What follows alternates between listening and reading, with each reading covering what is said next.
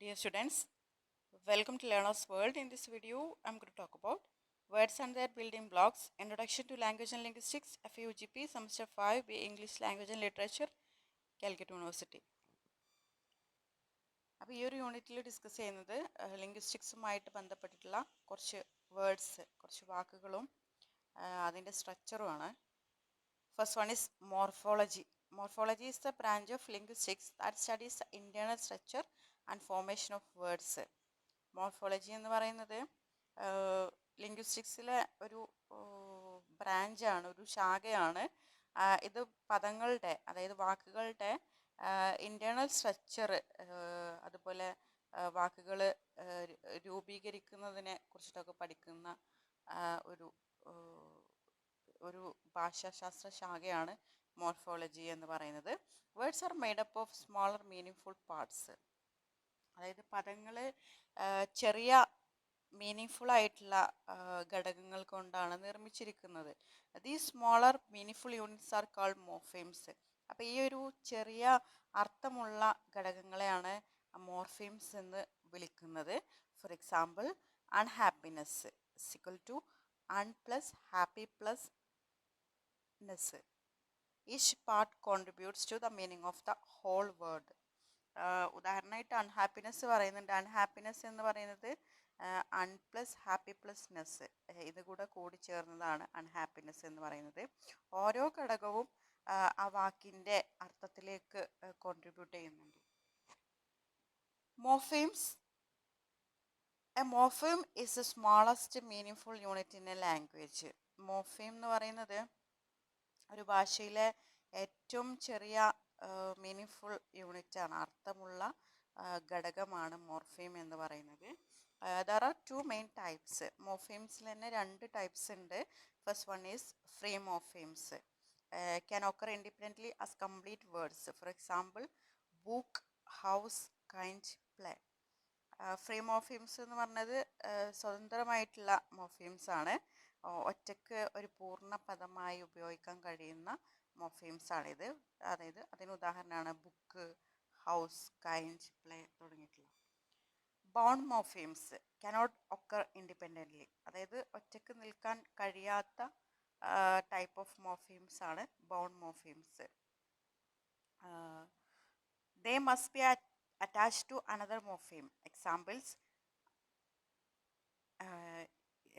UN, RE, NES, EDS ഒക്കെയാണ് ഉദാഹരണം. അതായത് ഒറ്റക്ക് പദമായി ഉപയോഗിക്കാൻ കഴിയാത്ത മോർഫെയിംസ് ആണ് ബൗണ്ട് മോർഫെയിംസ്. മറ്റൊരു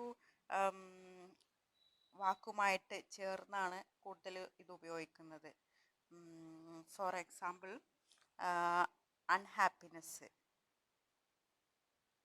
അൺഹാപ്പിനെസ് എന്ന് പറയുന്ന സമയത്ത് ഇത് മൂന്നും കൂടെ ഒരുമിച്ച് അൺ എന്ന് മാത്രം ഒറ്റക്ക് നിന്ന് കഴിഞ്ഞാൽ ഒരു മീനിങ് ആയിട്ടുള്ള ഒരു വേർഡായിട്ട് മാറുന്നില്ല. മൂന്നും കൂടെ ഒരുമിച്ച് നിന്നാൽ മാത്രമേ അത് വേർഡായിട്ട് മാറുന്നുള്ളൂ. അതാണ് ബൗണ്ട് മോർഫീം എന്ന് പറയുന്നത്. Okay,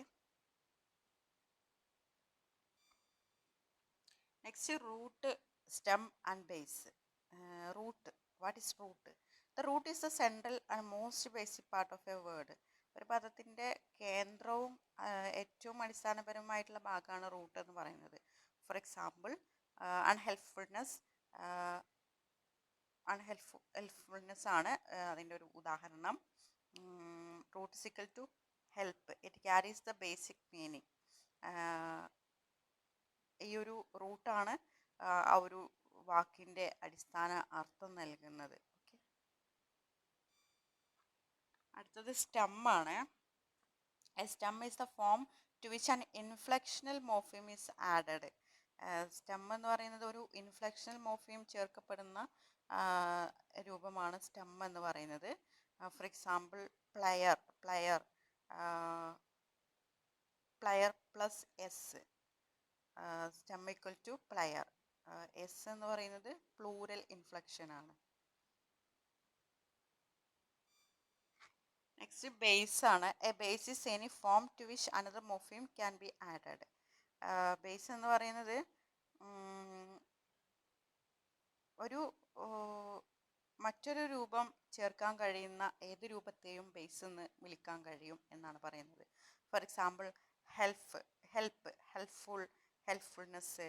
help can be a base for ful, helpful can be a base for നെസ്.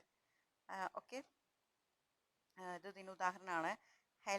ഹെൽപ്പിൻ്റെ കൂടെ ഫുൾ ചേർക്കുന്നതിനുള്ള ബേസാണ്.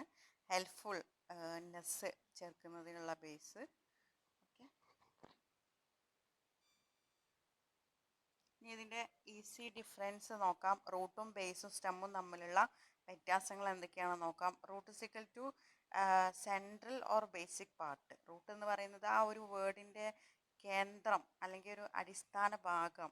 ബേസ് എന്ന് പറഞ്ഞാൽ form to which something is added, അതായത് മറ്റൊരു രൂപം ചേർക്കാൻ കഴിയുന്ന രൂപത്തിനെയാണ് ബേസ് എന്ന് പറയുന്നത്. Stem, form that receive an inflection, inflection സ്വീകരിക്കുന്ന രൂപമാണ് സ്റ്റെം എന്ന് പറയുന്നത്. ഇനി അഫിക്സസ് ആണ്. Affixes are morphemes added to a root or base to create or modify a word. അതായത് ഒരു റൂട്ട് അല്ലെങ്കിൽ ബേസിനോട് ചേർന്ന് ഒരു വാക്കിനെ നിർമ്മിക്കുകയോ അല്ലെങ്കിൽ അർത്ഥത്തിൽ മാറ്റം വരുത്തുകയോ ചെയ്യുന്ന ഇതിനെയാണ് അഫിക്സസ് എന്ന് പറയുന്നത്. ഈ അഫിക്സസ്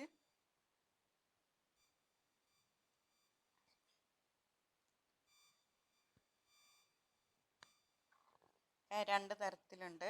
The two major types are prefix. A prefix comes before the root or base. Prefix എന്ന് പറയുന്നത് റൂട്ട് അല്ലെങ്കിൽ ബേസിൻ്റെ മുമ്പിൽ ചേർക്കുന്ന അഫിക്സ് ആണ് പ്രിഫിക്സ് എന്ന് പറയുന്നത്. ഫോർ എക്സാമ്പിൾ അൺഹാപ്പി, അതുപോലെ അൺ എന്ന് പറയുന്നതാണ് പ്രിഫിക്സ്. റിറൈറ്റ്, എന്ന് പറയുന്നതാണ് പ്രിഫിക്സ്. അൺകൈൻഡ്, ഇതൊക്കെ പ്രിഫിക്സിന് ഉദാഹരണമാണ്. Suffix, a suffix comes after the root or base. Root or ബേസിൻ്റെ ശേഷം ചേർക്കുന്നതാണ് അഫിക്സ്, ചേർക്കുന്ന അഫിക്സ് ആണ് സഫിക്സ് എന്ന് പറയുന്നത്. For example happy plus ness, നെസ്സാണ് suffix.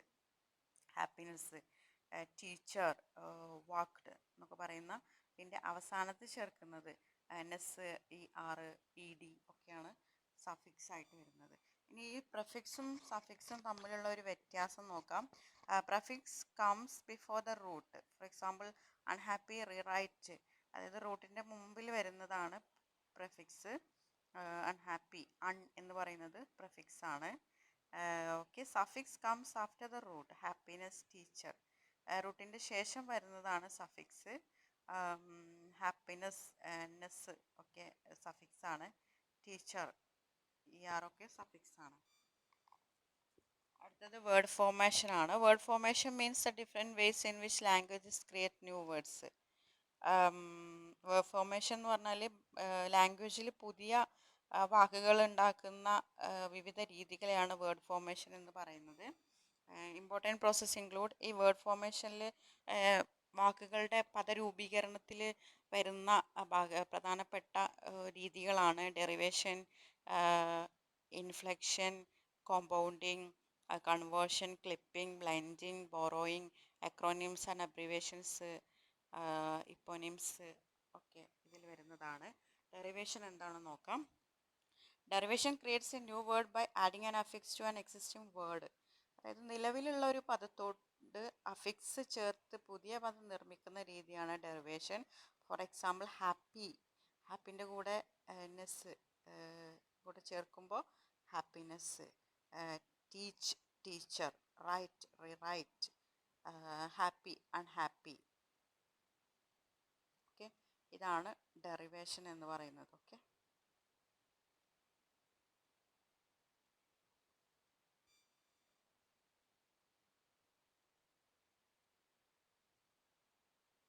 derivation can change the meaning of a word, sometimes change its grammatical category. For example, happy എന്ന് പറയുന്നത് അഡ്ജക്റ്റീവ് ആണ്. ഹാപ്പിനെസ് എന്ന് പറയുന്നത് നൗൺ ആണ്. അതായത് ഡെറിവേഷനിൽ ചിലപ്പോൾ അതിൻ്റെ വാക്കുകളുടെ മീനിങ് മാറാം. ചിലപ്പോൾ ആ വാക്കുകളുടെ ഗ്രാമറിലും മാറ്റങ്ങൾ സംഭവിക്കാം. അതിനുള്ള ഉദാഹരണമാണ് ഹാപ്പി എന്ന് പറയുന്നത് അഡ്ജക്റ്റീവാണ്, ഒരു വിശേഷണമാണ്. ഹാപ്പിനെസ് എന്ന് വരുന്ന സമയത്ത് അതൊരു നൗൺ, ഒരു നാമമായിട്ട് മാറുന്നുണ്ട്. അടുത്ത് ഇൻഫ്ലക്ഷൻ ആണ്. Inflection changes a word to show grammatical information without creating a completely new word. Inflection എന്ന് പറയുന്നത് ഒരു പുതിയ പദം സൃഷ്ടിക്കാതെ ഗ്രാമാറ്റിക്കൽ ആയിട്ടുള്ള, അതായത് വ്യാകരണപരമായ വിവരം പ്രകടിപ്പിക്കാൻ പദത്തിൻ്റെ രൂപത്തിൽ മാറ്റം വരുത്തുന്നതാണ് ഇൻഫ്ലക്ഷൻ എന്ന് പറയുന്നത്. For examples, book, books. Books എന്ന് വരുമ്പോൾ പ്ലൂരലായിട്ട് മാറും, ബഹുവചനമായിട്ട് മാറും. വാക്ക് എന്നുള്ളതിൻ്റെ വാക്ക്ഡ്, അത് പാസ്റ്റ് ടെൻസ് ആണ്. വാക്ക്ഡ് എന്ന് വരുന്ന സമയത്ത് അതായത് ഗ്രാമാറ്റിക്കൽ ഇൻഫോർമേഷൻ കാണിക്കാൻ വേണ്ടിയിട്ട് വേർഡിൽ വരുത്തുന്ന മാറ്റത്തിനെയാണ് ഇൻഫ്ലക്ഷൻ എന്ന് പറയുന്നത്. Okay, tall, taller, play, plays. Inflection changes the grammatical form while derivation generally creates a new word. അതായത് ഇൻഫ്ലക്ഷൻ എന്ന് പറയുന്നത് അതായത് പദത്തിൻ്റെ ആ ഒരു വാക്കിൻ്റെ ഗ്രാമാറ്റിക്കൽ ഫോമിൽ മാറ്റം വരുത്തുന്നുണ്ട്. ഡെറിവേഷൻ എന്ന് പറയുന്നത് സാധാരണയായിട്ട് പുതിയ പദം ഉണ്ടാക്കുകയാണ് ചെയ്യുന്നത്. ഇതാണ് ഡെറിവേഷൻ ഇൻഫ്ലക്ഷനും തമ്മിലുള്ള വ്യത്യാസം. അടുത്ത് കോമ്പൗണ്ടിങ് ആണ്, പദസംയോജനം. Compounding means combining two or more complete words to form a new word. അതായത് രണ്ടോ അതിലധികമോ പൂർണ്ണ വാക്കുകൾ ചേർത്ത് ഒരു പുതിയ പദം നിർമ്മിക്കുന്നതാണ് കോമ്പൗണ്ടിങ് എന്ന് പറയുന്നത്. For example, black plus board, blackboard. Football, newspaper, toothbrush, sunflower. ഇതൊക്കെ കോമ്പൗണ്ടിങ്ങിൽ വരുന്നതാണ്.